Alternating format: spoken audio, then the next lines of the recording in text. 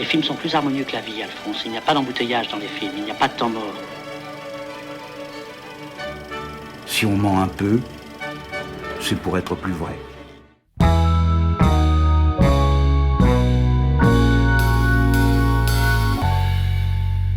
Ce projet de film est né d'un voyage de Adrien au Congo pour un boulot de technicien sur un festival de musique. Et le dernier jour de son voyage, on l'avait amené dans une église pour prier comme ça. Et il avait été très frappé parce que c'était une église donc d'Ngunza, qui est cette tradition vaudou, disons, du Congo, où les gens rentrent en transe, où on communique avec les esprits des morts et où on combat la sorcellerie. Et on s'est rencontrés ensuite avec Adrien au festival du film ethnographique de Jean Rouch, où je travaillais. Moi, je sortais de mes études. Et on s'est rencontrés, on a compris qu'on avait les mêmes thématiques, on s'intéressait aux mêmes enjeux, c'est-à-dire la sorcellerie, principalement la sorcellerie en Afrique. Et lui venait plutôt du cinéma de fiction, il a travaillé avec Philippe Garrel. Moi, je venais vraiment de l'anthropologie. Et voilà, il m'a embarqué pour faire le son sur ce tournage. On a commencé comme ça, on pensait y rester 2 mois, on est resté, ça a duré 6 ans, quoi. On faisait un casting, en fait, presque d'église, puisque Adrien avait rencontré un personnage lors de son premier voyage, qui était assez fort, il avait fait quelques images avec lui. Sauf que, en revenant, on a appris qu'il était décédé, des histoires justement de sorcellerie, dans des conditions étranges. Et on s'était mis déjà dans une quête de recherche quasiment anthropologique, avant qu'elle soit cinématographique presque, de recherche à propos de la spiritualité Congo, du monde des esprits, de leur rapport avec la modernité et surtout la thématique de la sorcellerie, omniprésente dans la société congolaise. Et c'est un jour, alors qu'on cherchait une maison dans un quartier, un ami artiste nous amène, et il nous dit « Ah, vous vous intéressez au Ngunza ?» Là, il y a un mec, un Ngunza, et on arrive chez Papa Médard, donc, qui tient une petite église faite de briques et de broc. Et lorsqu'on arrive, il était en pleine guérison, en train d'aspirer le sang d'un patient pour en sortir des objets. On a été assez fascinés.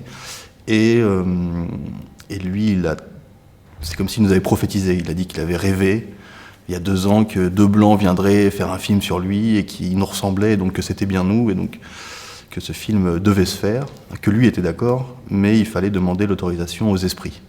Donc ça a commencé comme ça, on est parti sur les tombes d'une quinzaine d'esprits dans la forêt, etc., pour demander, en toquant à la tombe, est-ce qu'on peut faire ce film ? Et les esprits répondaient par des messages automatiques ou par des transes, en disant oui, vous pouvez commencer ce film, mais si vous nous embrouillez, prenez garde parce que vos appareils vont prendre feu. Voilà.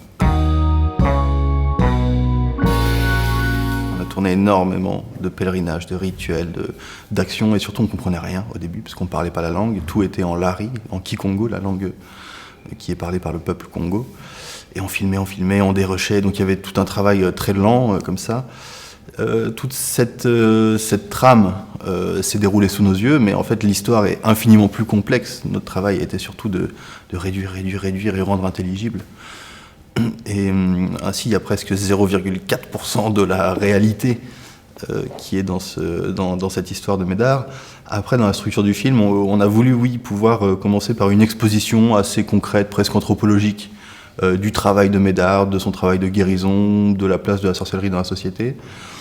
Et donc c'est presque un travail très d'observation quasiment, et le spectateur au début peut encore prendre ses distances, se placer vis-à-vis de ce qu'il voit, sauf qu'à un moment le personnage principal, l'apôtre Médard, est pris dans une espèce de tempête d'événements qui fait que ça devient vraiment un film narratif avec un personnage qui est pris dans des enjeux, et à partir de là, donc notre pari c'était que le spectateur sorte de ces questions de la rationalité ou de la dualité entre le vrai ou le faux, etc., pour embrasser complètement la trajectoire de Médard et être avec lui lorsqu'il va aller invoquer les sirènes, par exemple, etc., que le spectateur ait envie et le désir que Médard s'en sorte, donc accepte aussi tout ce qui se passe derrière. Ouais. On n'était pas toujours satisfait du langage, du montage de nos séquences, donc ça nous arrivait en effet, à un moment on a passé les derniers voyages à peaufiner, à retourner aussi quelques gros plans, quelques éléments pour qu'on puisse entrer dans ce langage de fiction complètement avec le personnage. Donc en effet, oui, il y avait une recherche en tout cas dans le langage, cinématographique de fiction. Ouais. Ce qui nous a vraiment frappé, quoi, quand on est arrivé, c'est vraiment l'omniprésence complète dans toutes les couches de la société de ces phénomènes et de ces croyances dans le monde de l'invisible.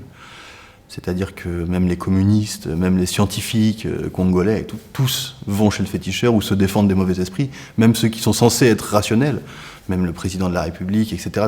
Tout le monde a un féticheur ou traficote avec ce monde des esprits et pratique. Et donc c'est sûr qu'il était important de montrer que Médard n'est pas un espèce de le dernier résistant, le dernier village gaulois au milieu d'une modernité. Non, c'est pas ça du tout. C'est que dans la modernité, les esprits, toutes ces croyances en la sorcellerie prennent des formes nouvelles et peut-être encore même plus vivaces que dans la tradition. Je sais pas, j'étais pas là il y a 300 ans ou 500 ans avant les colons, mais je pense que en fait, il y aura pas en Afrique d'évolution moderne entre guillemets telle qu'on voudrait l'appliquer.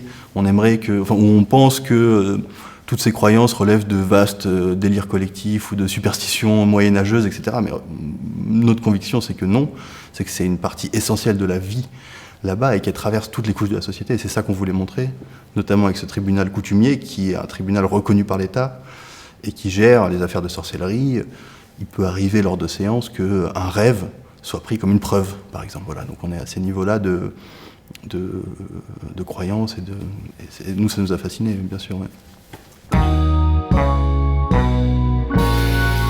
Le but, c'était aussi déjà de montrer que ces choses-là sont vivantes et modernes, voilà, et qu'elles sont, en Afrique en tout cas, complètement mêlées à la réalité moderne et qu'il ne faut pas chercher à les gommer, il ne faut pas chercher à les faire disparaître, parce que de toute façon, elles ne disparaîtront jamais. Après 400 ans d'esclavage, de colonisation, de christianisation forcée, etc. Ça n'a pas disparu. La vibration, les rêves, tout ce monde de l'inconscient, les trans sont encore au centre de la vie quotidienne. Et c'était aussi de pouvoir renvoyer la propre croyance de l'Occident dans la croyance de la science ou de l'objectivité ou dans la croyance à la modernité ou au progrès, qui sont des croyances tout aussi fortes et des fois qui créent aussi tout autant de dommages. On le voit notamment dans le film avec cette incursion du capitalisme sauvage, j'en dirai pas plus, mais qui sont aussi une forme de sorcellerie, et ô combien plus destructrice que ces croyances qui, au final, sont intégrées dans l'ordre social, et donc qui sont réelles pour eux, et oui, en effet, ça renvoie pour les Blancs. On n'a pas fait ce film pour les Blancs, mais c'est vrai qu'en tant que Blancs, on avait aussi envie de s'adresser au regard de notre peuple et bousculer un peu tout ça. Ouais.